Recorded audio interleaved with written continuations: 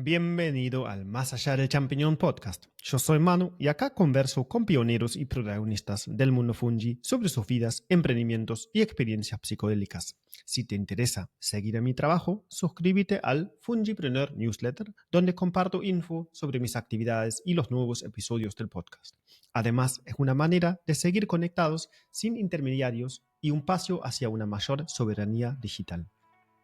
En este episodio converso con Alejandro Sequeira, divulgador científico, diseñador gráfico, fotógrafo, ilustrador, escritor e investigador formado en ciencias biológicas de Montevideo, Uruguay. Hablamos de la temporada de recolección de hongos en este año y también del valor de reconectar con la naturaleza y las tradiciones. Tocamos temas importantes como la seguridad a la hora de salir a recolectar, la curiosidad como motor para aprender y el rol del arte en la divulgación micológica. También reflexionamos sobre la identidad cultural, la sostenibilidad y, hacia el final, Alejandro nos deja un mensaje hermoso sobre la vida y nuestra relación con la tierra. Disfruta la conversación, todos los links están en la descripción. Alejandro, muy buenos días. ¿Cómo estás? ¿Cómo te trata el frío en este momento de fines de junio en Uruguay? ¿Cómo estás? Bien, ¿qué tal? ¿Cómo estás? ¿Todo bien? Bueno, el frío es complicado.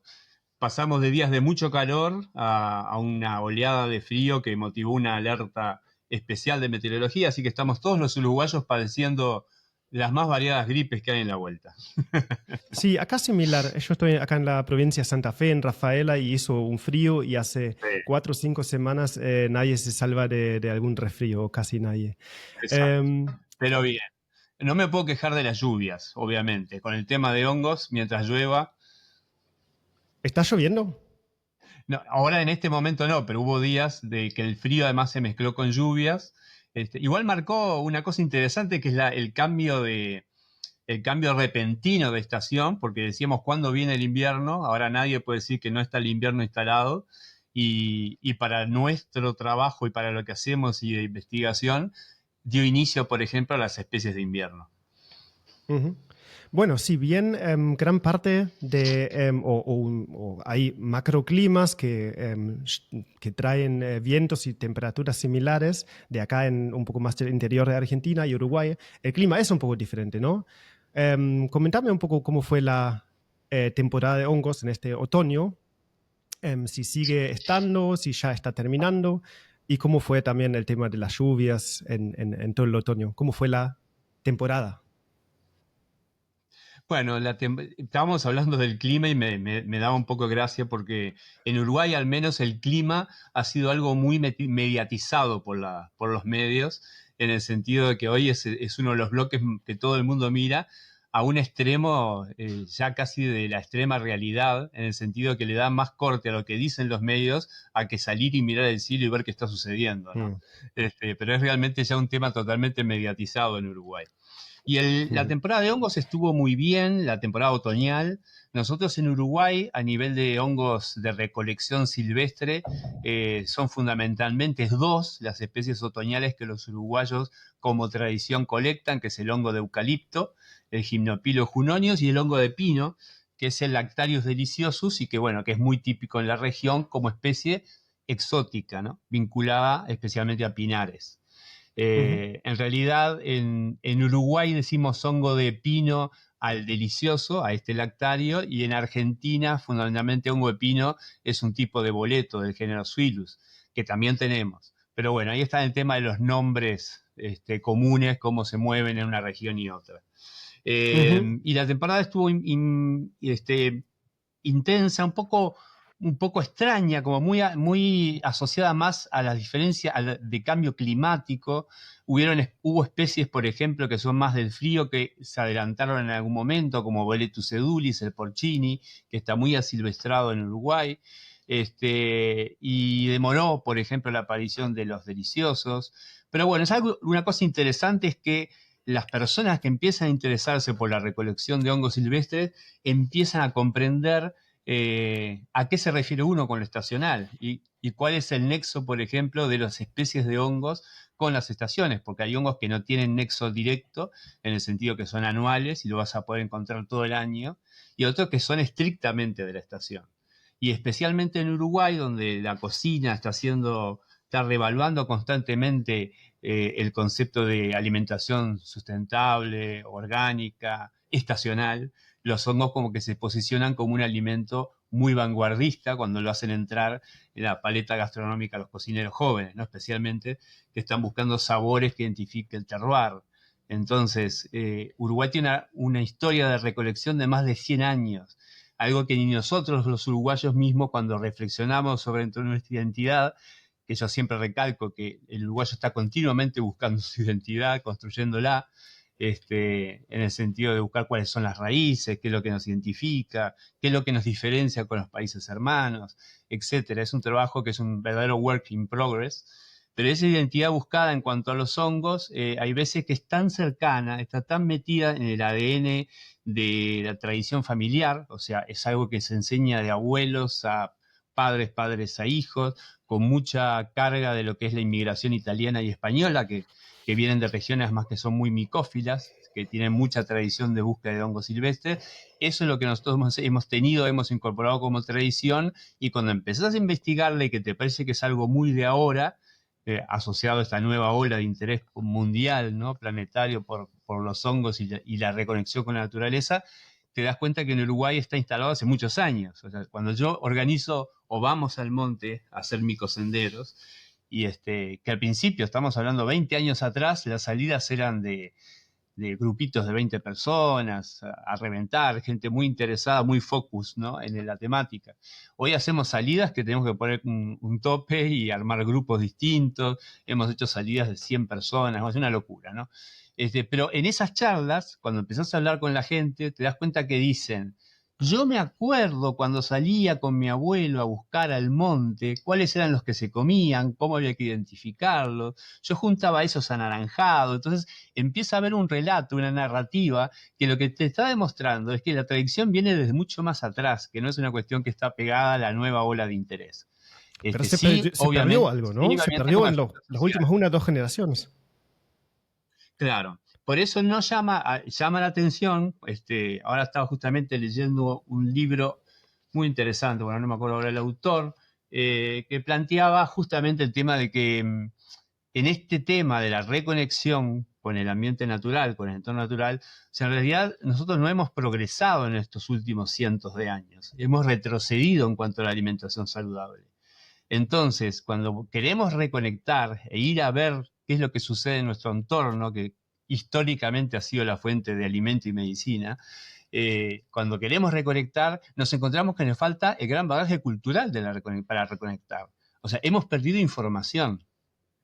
No tenemos en Uruguay, por ejemplo, pueblos originarios que puedan hacer una transferencia.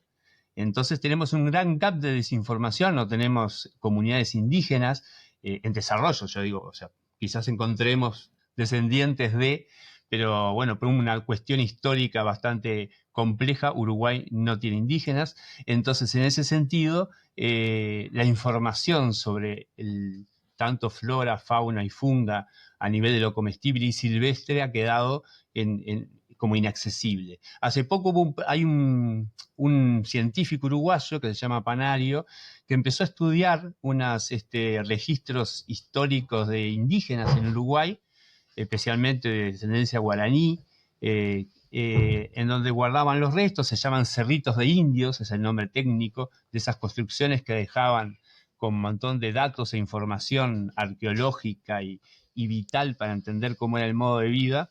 Y estaban haciendo análisis moleculares de extracción de ADN, en donde a partir de eso se podía reconstruir qué cocinaban, qué juntaban, qué recolectaban, más que cocinar, más que qué recolectaban y qué comían. No se incluyeron los hongos, pero estoy a un poquito así de hablar con el proyecto para pensar e integrar la búsqueda de esporas fúngicas para ver si los hongos formaban dieta, y si formaban dieta en la recolección, cuáles eran los hongos de los indios de nuestra región.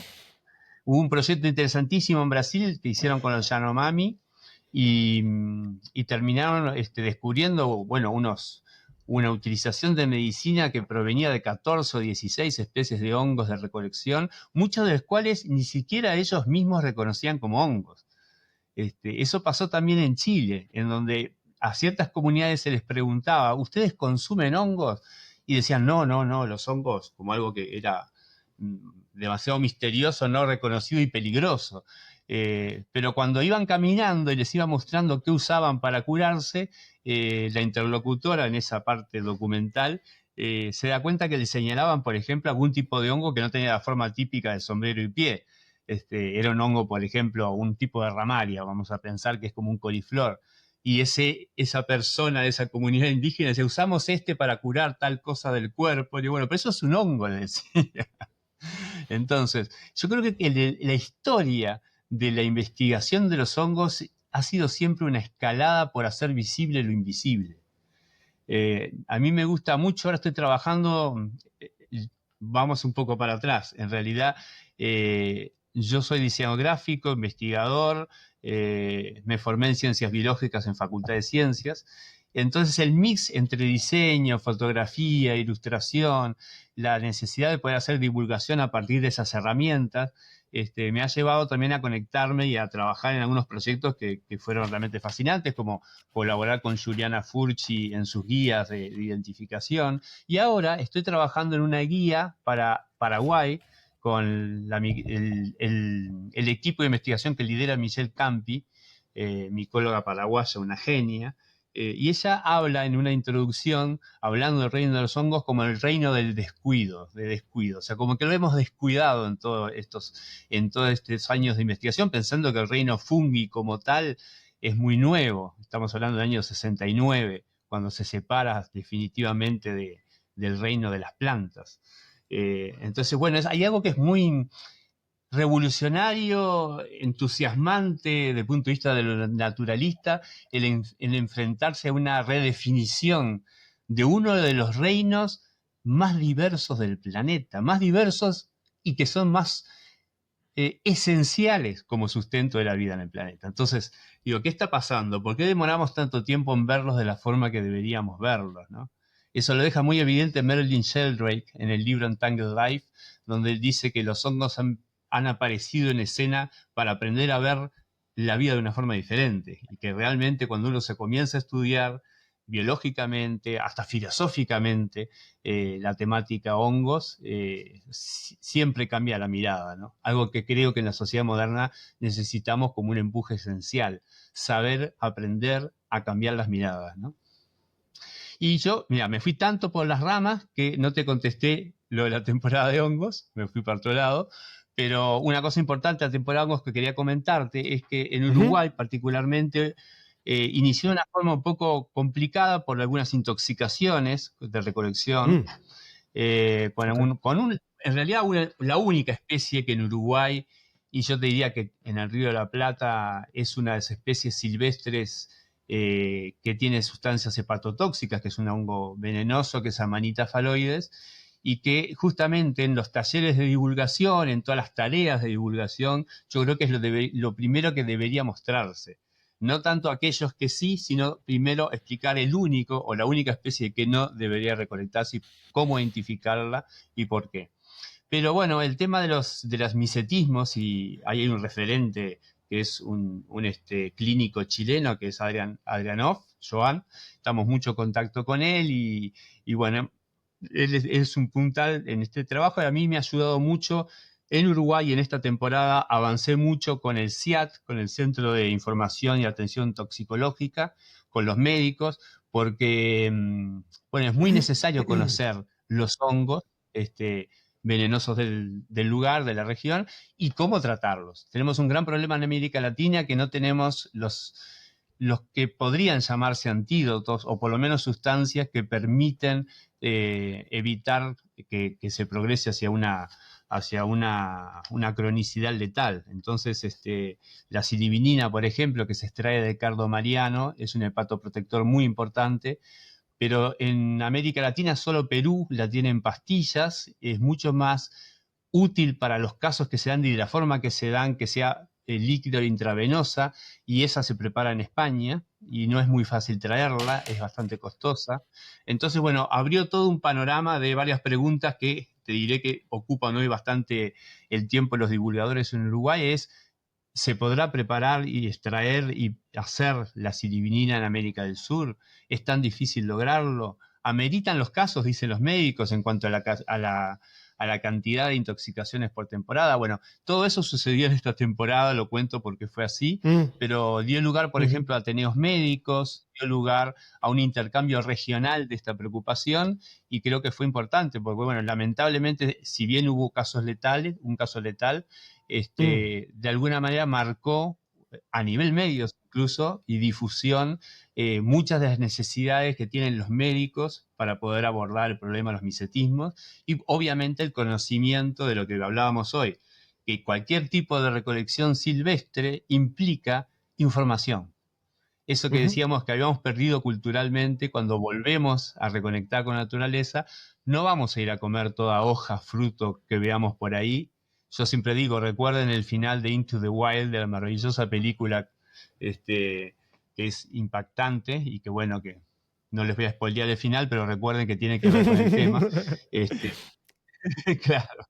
Pero bueno, pero el tema de que el mundo natural, el mundo silvestre no está etiquetado, es una información, no es un supermercado. Entonces necesitamos tener información para saber cómo vincularnos, revincularnos con algo que sabemos que nos provee de cosas valiosísimas, que es un patrimonio natural que debemos cuidar, conocer, valorar y cuidar. En el caso de las especies fúngicas es fundamental. Algo Ujú, que no tendría que escucharse como algo disparatado, en el sentido que toda la era de los antibióticos modernos se basa en el descubrimiento de la penicilina a partir de un hongo, ¿no? Más hoy con toda la importancia que se le está dando, además, el aporte medicinal tanto de los hongos psicotrópicos o psicoactivos como los adaptógenos. Entonces, bueno, tenés un pool de revalorizar los hongos en su rol histórico.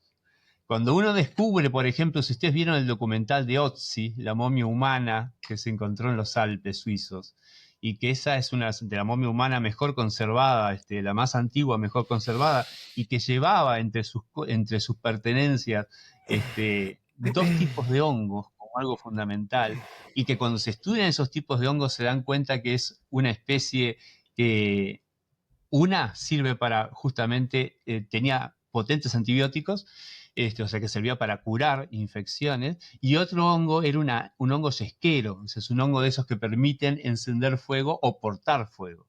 O sea que desde el punto de vista antropológico uno decía, ese Otzi, ese hombre del hielo, tenía la capacidad ya en ese tiempo, ya habían descubierto la capacidad de que los hongos proveían cosas fundamentales para el desarrollo de la cultura humana. Ese hombre sobrevivía gracias a encender fuego con hongos y a curarse con hongos. ujú. Entonces, digo, eso lo estamos redescubriendo. Solo un segundo, ya seguimos. Este podcast necesita tu ayuda. Si te gusta y quieres apoyar el proyecto, dale una calificación positiva en Spotify o YouTube y recomendalo a un amigo que sabes que le va a gustar. Muchas gracias. Sí, Alejandro, estás prendido fuego, estás entusiasmado por el tema, se siente. Quiero aprovechar un segundo y mandar un saludo a Javi Merino. Ayer le mandé una foto y justo de una entrevista de él con vos. Hace 5 años el Javi tuvo una barba impresionante, estuvieron charlando sobre hongos.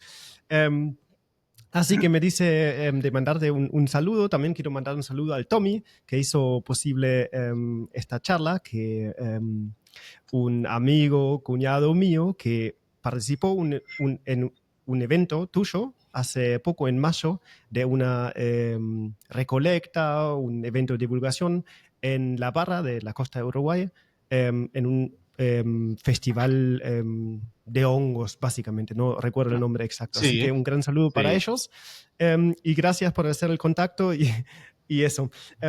Sí, algo que quiero hablar, y ya lo hiciste una muy buena introducción, es el entusiasmo y la curiosidad por lo que haces, que estás transmitiendo, ¿sí? Y eso siento lo mismo hace 5 años en la charla con el Javi que hoy en día. Entonces, lo que también como yo, emprendedor y en este mundo fungi moderno y en este actual boom de los hongos, con tantos emprendedores y muchísimos jóvenes, te quiero preguntar un poco cómo lo explicas tu entusiasmo, tu energía, tu curiosidad y en todas las cosas que estás haciendo con temas muy diferentes, amplios y con todo lo que te interesa, que recién diste una prueba desde la identidad como uruguayo, la arqueología, la cultura, la botánica, la funga. ¿Cuál es un poco tu explicación sobre tu alta productividad? ¿Cuál es la fuente o el secreto? No sé qué, cómo lo explicas. Y yo Es impresionante eso, a eso no, voy, no es creo que, impresionante, ¿no? no creo que sea un secreto muy, muy extraño. O sea, lo primero que me surge es la curiosidad. Yo Ujú, creo que cualquier persona curiosa donde ponga foco en algo que, por ejemplo, cuando empecé a hacer fotos de hongos, la primera pregunta fue, ¿qué estoy viendo? ¿Quién es ese ser? Y ahí fue que descubrí, cuando empecé a investigar en Uruguay, que no había muchas fuentes, había muy poco material publicado. Eh, Me dio una curiosidad brutal y pensaba, no saber mucho de algo y tener curiosidad es como, acá hay un pegamento que le llamamos poxilina, que son dos sustancias que juntás y eso es realmente es explosivo en cuanto al poder de pegamento. Bueno, curiosidad y no saber mucho de algo funciona mucho así. Entonces, termina siendo una cuestión apasionante. Yo digo que quizás 20 años atrás, con ese inicio, después empieza a transformarse también en una responsabilidad profesional, en el sentido de la divulgación. ujú, Y además todo el intercambio con el público, con la gente, el entusiasmo además de la gente. Yo creo que la ujú, curiosidad es una de las cosas que uno puede cultivar. Quien cultive hongos, quien cultive curiosidad, también va a poder compartir esa curiosidad y contagiarla de alguna manera. Y es la mejor forma de enseñar junto a la experiencia. Porque todo bien con el tema de las publicaciones, bueno, con todo lo que hacemos este esfuerzo, las charlas, los conversatorios. Ahora, lo experiencial es algo que es fundamental. Por eso a mí le doy muchísimo valor a las salidas, por ejemplo, al intercambio en el lugar, al descubrimiento in situ, los microsenderos, la salida al aire libre. Es donde realmente reconectamos con todos los sentidos, que es para lo que está preparado nuestro cuerpo y que de alguna forma lo tenemos adormecido. Adormecido fundamentalmente por una rutina urbana. La mayoría de las personas que aglomeran las ciudades, lo que tenemos son trayectorias más o menos preestablecidas, que a veces nos cuesta romper por los horarios, por las responsabilidades. Entonces, una de las cosas que va quedando por el camino es la aventura. Necesitamos recuperar esa curiosidad que nos lleva a la aventura, de ir a hacer caminos, buscar trazados. Ir al monte es una cosa así, ir a hacer los senderos, ir a salir a caminar libre, es una forma de romper esas estructuras y enfrentarte a cosas que quizás no sabes bien exactamente qué vas a ver. Hay gente que, por ejemplo, me ha preguntado si en los microsenderos hago una recorrida primaria para ver qué hay, para después poder charlar con la gente que va. Yo nunca hago eso, siempre voy con el grupo a ver qué descubrimos. O sea, ¿por qué? Porque no pierdo esa forma de compartir el hallazgo, ¿no? El avistamiento. A mí me encanta llamarle a eso, entremos en modo hongo. O sea, entrar en modo hongo es aventurarse en busca de hongos, pero ya vamos con una mirada, con un cambio de perspectiva. Hay veces que yo lo comparo mucho, por ejemplo, cuando uno va por una ciudad y dice, bueno, cambiemos el foco, miremos hacia arriba. Cuidado las esquinas, los semáforos, cuidado la gente, pero miremos un rato para arriba y descubramos las cúpulas, los remates de los edificios, los balcones antiguos, las plantas que crecen ruderales en los balcones. Bueno, se abre un mundo, se abre un panorama. Entonces los cambios de mirada, que es un poco lo que yo digo acá, los cambios de actitud frente a una aventura, te ponen transforman el cuerpo. Y si la experiencia es captada, es sentida, también te cambia. Es como si yo te dijera, si lees un libro y al dejarlo no dejó nada, no pasó nada en ese tiempo, algo está fallando. Entonces, en esa salida, en esa reconexión con el entorno natural, si hay algo que no es transformador en la forma de abarcarlo, de verlo, sentirlo, olerlo, tocarlo, algo está fallando. Entonces, la recuperación es algo que es de nuestra recuperación en ese vínculo. Entonces, creo que la curiosidad es el primer gran motor, porque si no hay curiosidad, no hay motor que te mueva. Es la que te hace saltar de la cama en la mañana diciendo, ayer me dormí pensando que iba a hacer tal cosa, o que me encantaría descubrir tal esto, o que quiero ver cómo está mi cultivo de hongos, a ver cuánto crecieron, o porque se me ocurrió tal idea que quiero poner a prueba. Pero bueno, es el mejor despertador. Pensémoslo así también, la curiosidad puede ser el mejor despertador de tu vida. Sí, es un poco un doble filo porque muchas cosas que mencionaste hoy o recién, vida urbana, la curiosidad y también de lo último, de quedarse pensando a la noche en lo que me da curiosidad. Eso también se puede pasar y terminar en problemas de sueño, que es algo hoy en la vida moderna muy común también de jóvenes, un problema de, digamos, capaz relacionado a la salud mental. Bastante frecuente, así que también se puede pasar un poco esa actividad y esa curiosidad en no dejar de descansar, así que creo que eso también un tema. Uruguay es uno de los países más urbanizados de Latinoamérica, ¿no? Vos estás viviendo en Montevideo también, ¿es correcto?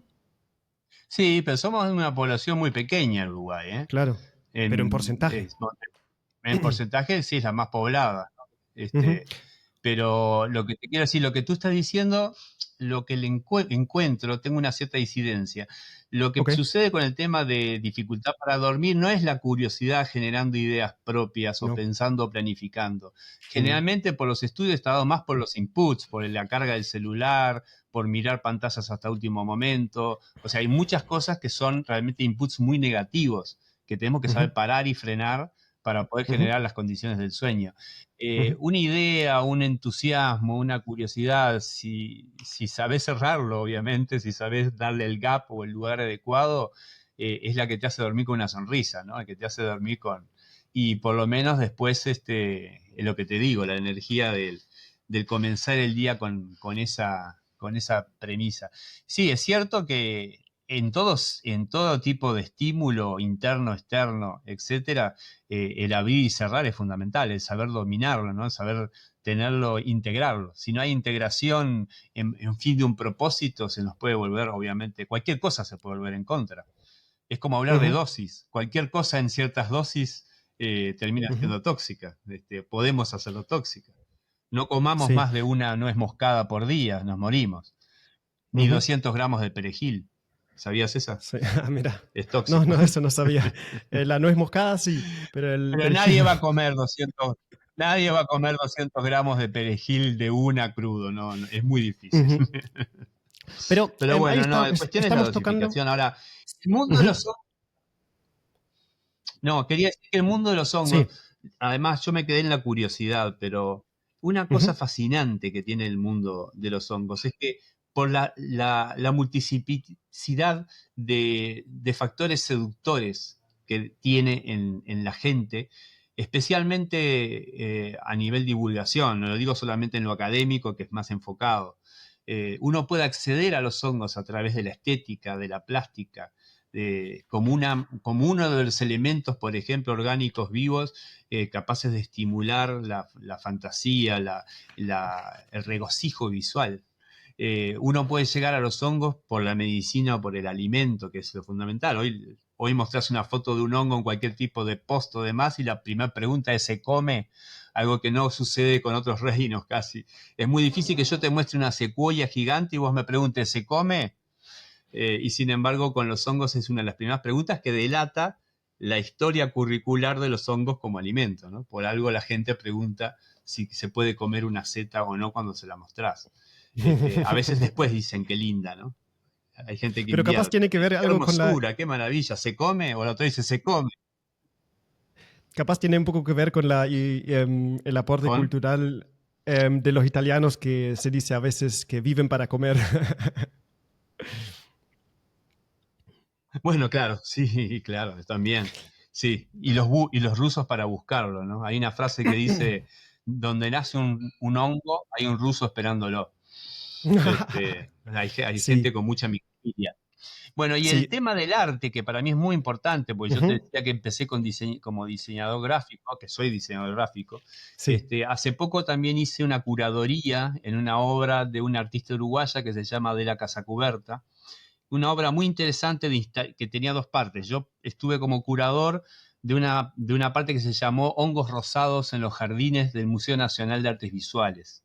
Y ella intervino el jardín con distintos hongos ostra rosados, hechos en cerámica por un colectivo a los cuales inoculó la cepa viva. Entonces los jardines en un día de performance se llenaron de una mezcla, un mix de modelos cerámicos y de modelos orgánicos vivos de estos hongos, y fue muy impactante. Además, especialmente porque ella tiene un guión que tiene mucho vínculo con una enfermedad que padece. Ella tiene esclerosis múltiple, entonces se desplaza con silla de ruedas y mueve una sola mano. Entonces convirtió el colectivo y la idea artística y curatorial en personas que le ayudaran a cultivar los hongos en sus casas, a hacer la cerámica, tal cual el guión que ella planteaba, y todo ese movimiento colectivo, como si fuera un gran cuerpo de un hongo único, fue el que después trabajó la obra para presentarla en el lugar. Yo estaba ayer escribiendo, no sé si puedo leer un pedacito. Esto es un Por spoiler supuesto. porque este texto no fue publicado, eh, pero justamente pensando y reflexionando cómo desde el arte, por ejemplo, en este caso particular de esta artista, eh, le llega como una metáfora muy importante del devenir y de reflexión sobre el cuerpo. Y para la reflexión sobre el cuerpo, pensé inmediatamente en Darío Rasbarger, que hace en el filósofo argentino, ¿no? Que él dice: ¿por qué siempre nos referimos al cuerpo como una envoltura, armadura, envase, andamiaje, ropaje, maquinaria, algo que poseo, una posesión, una propiedad, una prótesis? Y sobre todo, ¿quién lo tiene? ¿Quién es ese yo que supuestamente tiene un cuerpo? Eso disparó, para el trabajo de esta curaduría, algo que yo escribí diciendo: quizás el micelio sea una respuesta orgánica a esa pregunta. No se tiene cuerpo, se es cuerpo. Se es cuerpo en expansión, en red, en proceso. No hay una separación clara entre el adentro y el afuera, entre el yo y el entorno. El Mm, cuerpo, como el micelio, se desborda, se fragmenta, se desplaza, conquista territorios nuevos. Pensar con hongos es pensar desde un cuerpo que no se cierra en su límite, sino que se rehace constantemente en contacto con otros cuerpos, otras materias, otras memorias y proyectos. Entonces, ujú, este texto que te acabo de leer es, ujú, digo, ¿qué sucedió para que se vean metáforas tan fuertes y tan poderosas en el reciclaje de la vida, en la resurrección, entre el adentro y el afuera, lo oscuro, lo visible, lo invisible, todo a partir de la divulgación científica del mundo de los hongos en esta nueva oleada de interés? ujú, Y es interesante porque, por ejemplo, si yo me voy directamente a la academia, yo lo que acabo de leer es un texto curatorial inspirado en la metáfora generada cultural del estudio científico de los hongos. Si me voy a la academia explícita y hablo, por ejemplo, de Petersen, él dice que el cuerpo de los hongos, en realidad, esos filamentos microscópicos de pocas micras de diámetro y que tienen división por septos que permiten pasar citoplasma, incluso organelos y hasta núcleos de un compartimento a otro, podríamos entender ese micelio, nombre técnico del cuerpo de los hongos, como una célula única, multinucleada. Entonces, cuando eso lo entras a pensar, invisible a la vista, resiliente, uno o muchos, o muchos que son uno. El ser vivo más grande del planeta es un micelio, está en Oregon, Estados Unidos, es el más gigantesco, vivo aún, se data de más de 8.000 años. No lo vemos cuando fructifica. Entonces, eso es otra cosa maravillosa cuando vos decís: ¿dónde está eso de lo fantástico? Y lo fantástico de, por ejemplo, de que las cosas se revelan, en este caso de los hongos, se revelan incluso a través de su genitalidad, porque cuando vemos las setas o lo vemos las esponjas de campo o las repisas en los árboles, lo que estamos viendo es el aparato reproductor. O sea, los hongos se revelan a través de su fuerza reproductora.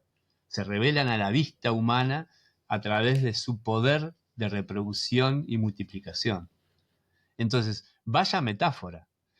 A veces pienso, si hacemos un repaso de todas las metáforas que han después partidas de, por ejemplo, de un organismo vivo, no sé, las flores como saltaron como símbolo de romance, pasión, amor a la poesía y a la cultura en general, los hongos en esta época moderna están saltando como la gran metáfora de la conexión, la reconexión y la transformación. O sea, son las características que hemos tomado de la divulgación científica para convertirse en algo que va más allá de la ciencia, muchísimo más allá, cierto o no, en algunos casos, con mucho romanticismo, en la mayoría, pero qué valiosos que esa metáfora de ese mundo natural nos permita elaborar o repensarnos, por ejemplo, en este poder de lo colectivo. Por eso les comenté un poco la obra de Adela, que en realidad es un himno a lo colectivo, porque es una obra que ella no puede hacer sola,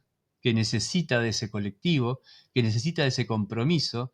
En realidad organiza una fascinación y organiza un placer estético y organiza una propuesta artística. Y el arte es revolucionario y renovador. El arte tiene que ser reflexivo.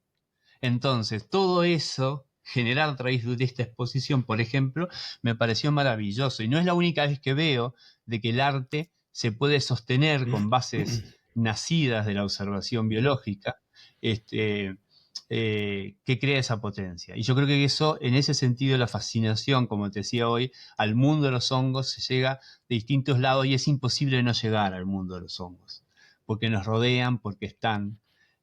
Si vos escuchás las primeras charlas de Juliana Fursi, ¿no? La fundadora chilena de la Fundación Fungi de Chile, ella hace un método, yo le digo, tenés un método didáctico fantástico, que es empezar a comentarles, especialmente, me acuerdo de una charla que se llama Cocinero, dice, imaginen usted un mundo sin hongos, es la mejor forma de mostrar algo, qué sucedería si eso no está.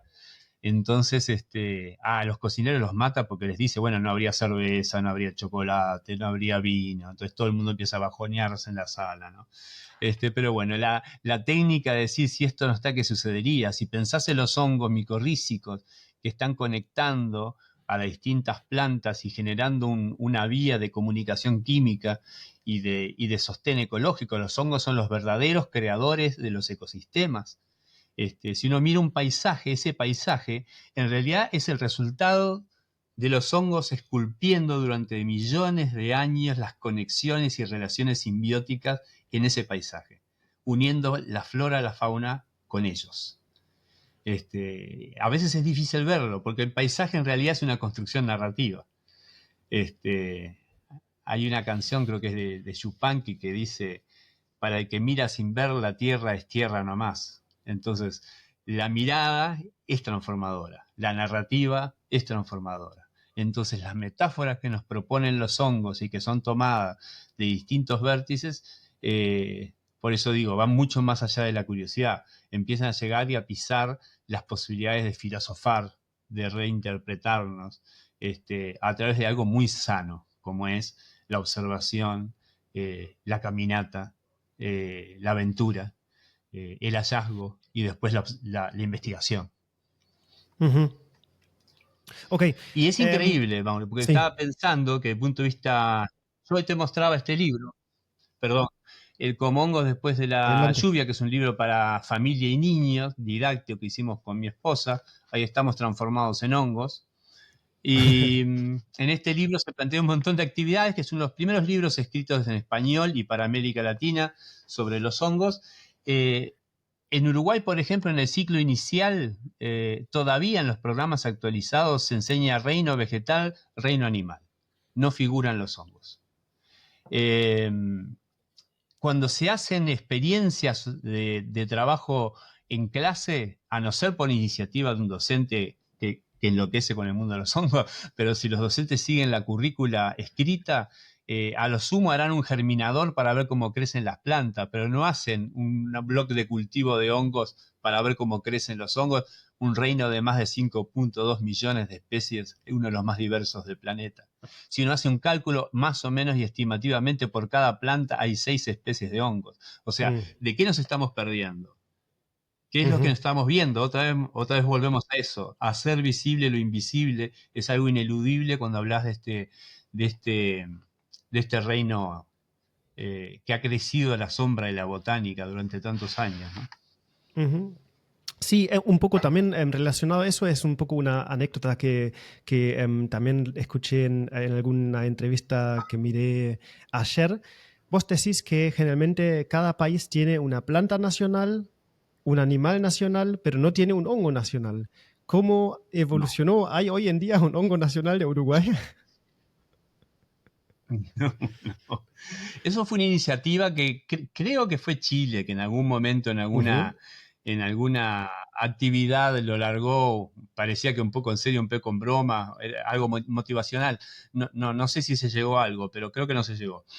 Sí, lo que estuvo muy bueno, yo creo que esa dinámica lo que sirve es para reflexionar sobre la identidad de los hongos, o sea, cuál sería el ujú, que representara y por qué a un ujú, país.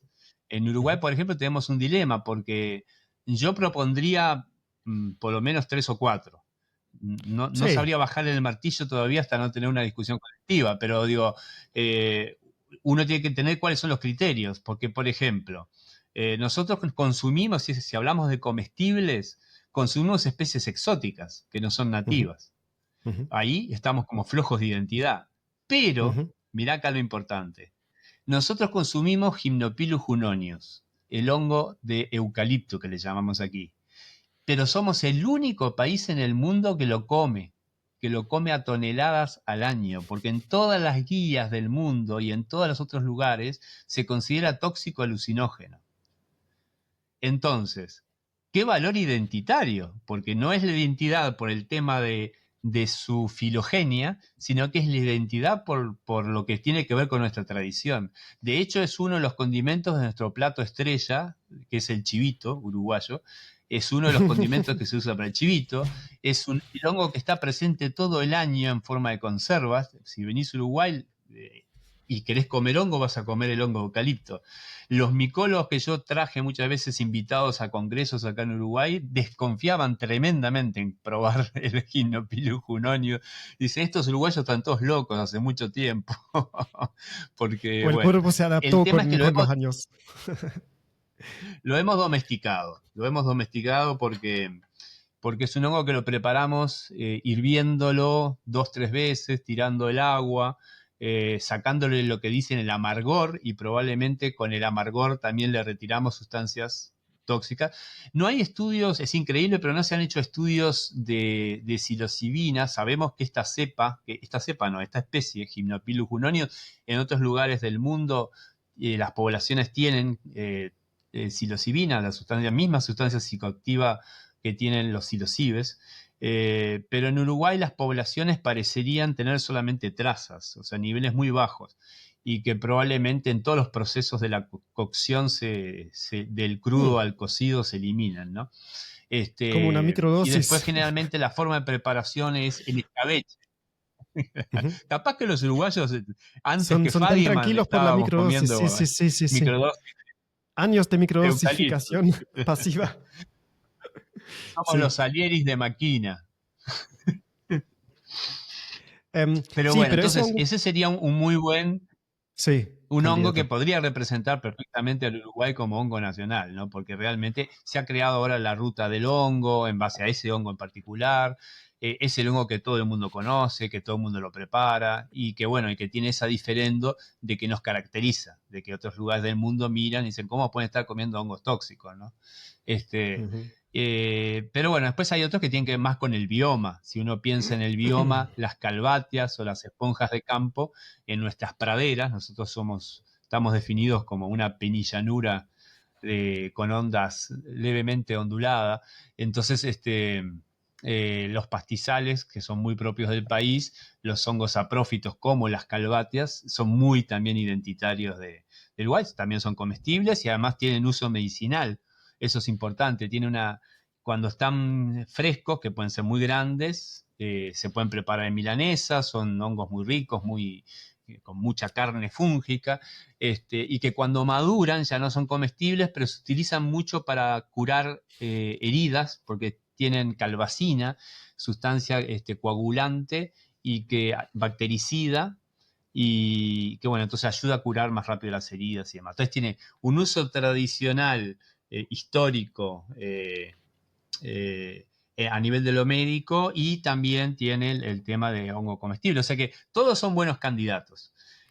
También tenemos psilocibes creciendo silvestres, cosa que en algunos otros países no se han aclimatado. Y ahí tenemos especies que están siendo estudiadas y muchas, bueno, unas recientemente eh, identificadas, pero bueno, es todo sabemos muy poco igual todavía de especies icónicas nativas en el país. De hecho, Sí. tenemos un Ganoderma, pariente del reishi. Lo más parecido a Ganoderma lucidum al reishi a nivel silvestre en Uruguay es un hongo endémico que se llama Ganoderma dorsale. Y ese honguito, como ya sabemos, con todas las propiedades de los Ganoderma, basta leer, por ejemplo, los artículos de Michel Campi de Paraguay para saber que la cantidad de beta-glucanos y la cantidad de sustancias beneficiosas de los Ganodermas del sur, del neotrópico, prometen un perfil medicinal increíble que muchas veces nosotros, por tirarnos más abajo de lo que sucede en Asia o en Europa, nos parece que es menos, y sin embargo parecería tener un potencial muy importante. Ujú. Alejandro, ¿nos das una idea de la multifaceticidad? Buah, es una palabra complicadísima. De tus intereses múltiples, de tu curiosidad y tu entusiasmo en varias direcciones. Es impresionante y la verdad que hace querer saber más. Vos estás en Uruguay, haces eventos, tenés un Instagram donde publicás actividades, tenés un sitio web propio, pero principalmente por lo que veo se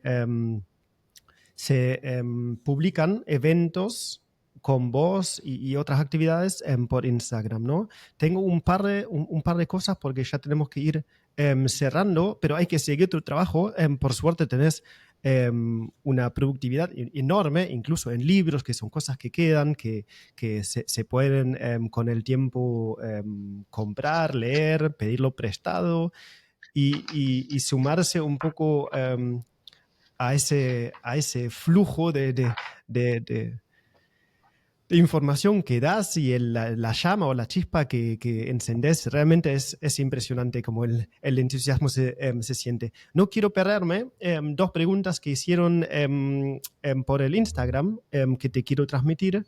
Y la primera es de Andrea de Chile. Si avanzaron con algo de aislación de cepas endémicas, lo han hecho y han tenido resultado. Capaz una conversación anterior o alguna información. Me imagino que se refiere a Uruguay, ¿no? Bueno, todavía no.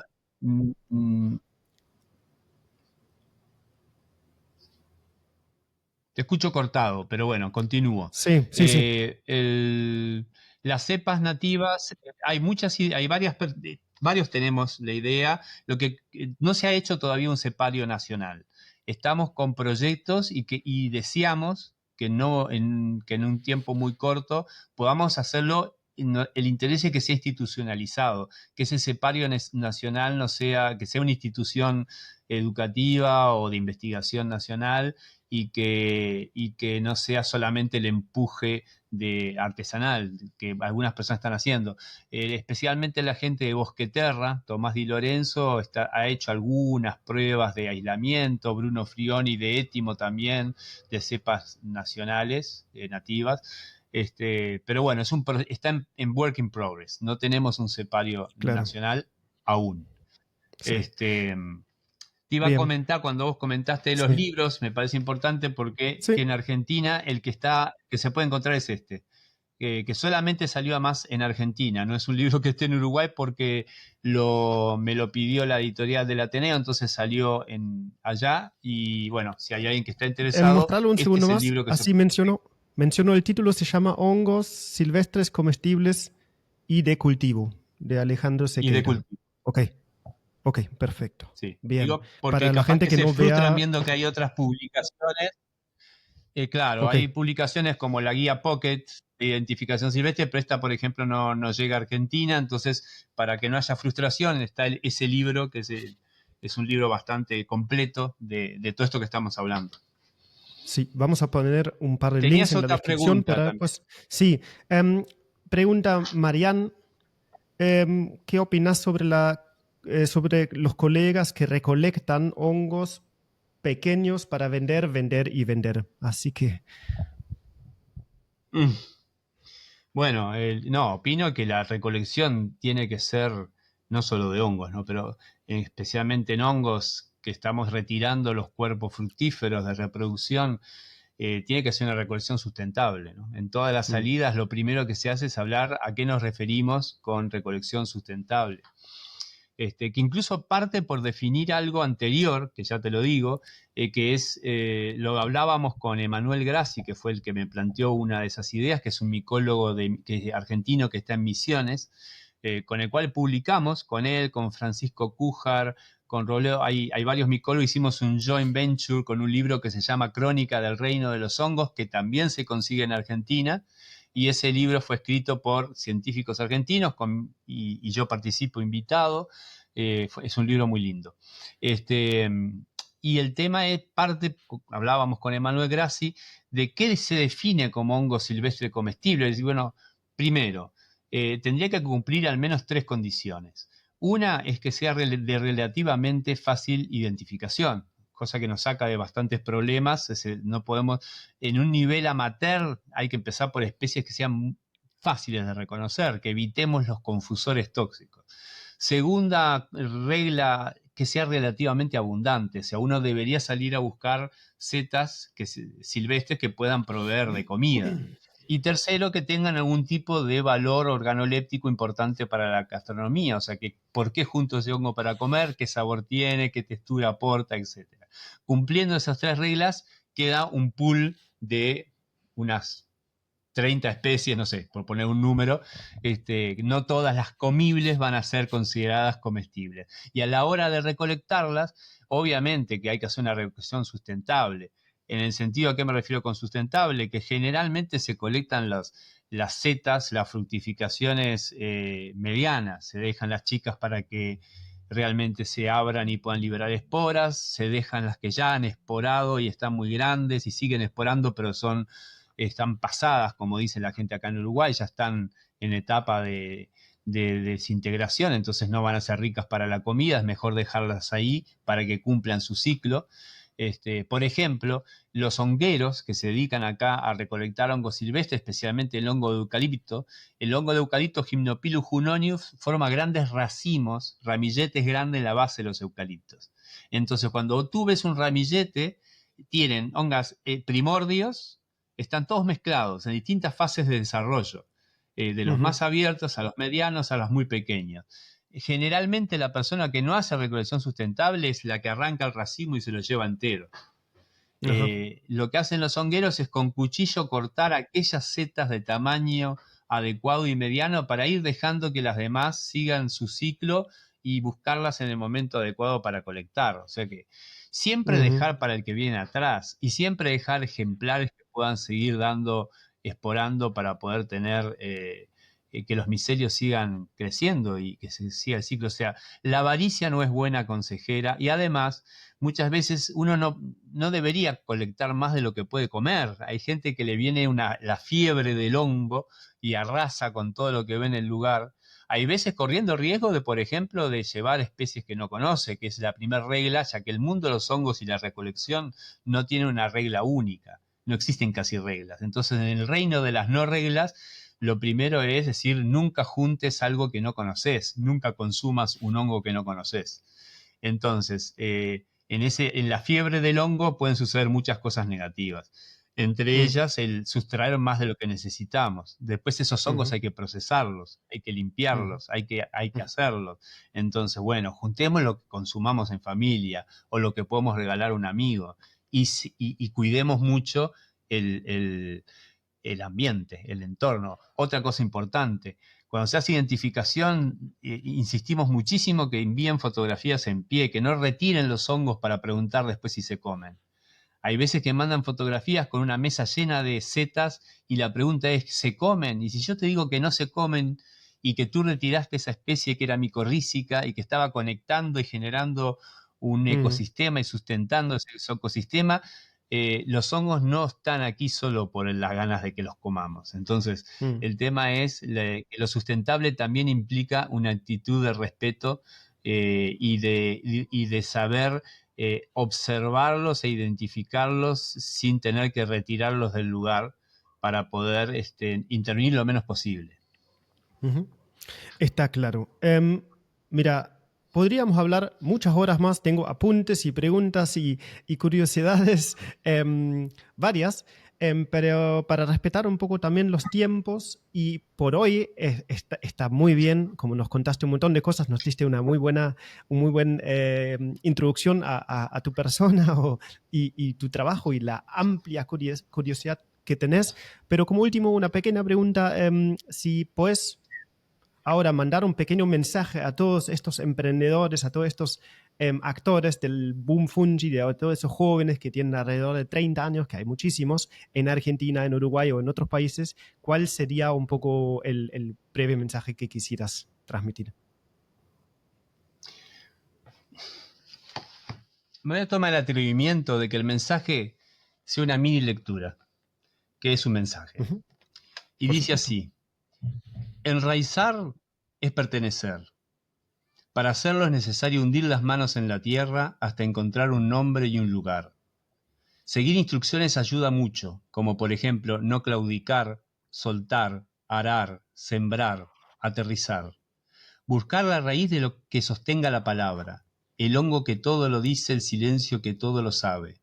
Desde que Stamets encendió la red de la Tierra, las computadoras comenzaron a verse obsoletas comparadas con la vasta red de hongos que hace millones de años teje la trama de la vida en la Tierra. Toda la madera del mundo es descompuesta por los hongos, y cada final tiene un principio como legado. Los hongos saben hacer vida del árbol caído. No es sustentable una tierra embalsamada. Mientras el planeta gire, habrá círculos, inicios y finales. La tierra se hará carne y la vida alimento. Esto es un texto que se llama Tierra, que escribí para un espectáculo que hicimos con Clara Cantore, bajista argentina, y un mix de música, divulgación científica y hongos. Y bueno, me parece que es un mensaje interesante para entender en el momento que uno piensa en cómo enraizar, cómo encontrar su identidad, qué nos dicen los hongos, cómo podemos con ellos avanzar en repensar el planeta. Creo que es una buena forma de cultivar la curiosidad. Hermoso, muy hermoso, Alejandro. Muchísimas gracias y espero que nos crucemos en otro momento, en otro lugar. Muchísimas gracias. Un abrazo. Gracias a ustedes.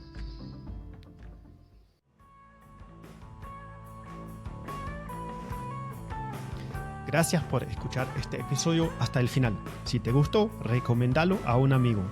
Si algo te inspiró o molestó, déjame un comentario. Para conectar directamente conmigo, mándame un mail a fungipreneur@gmail.com. Acordate de seguir el canal, dale una calificación positiva y suscríbete al newsletter. Nos vemos en el próximo episodio.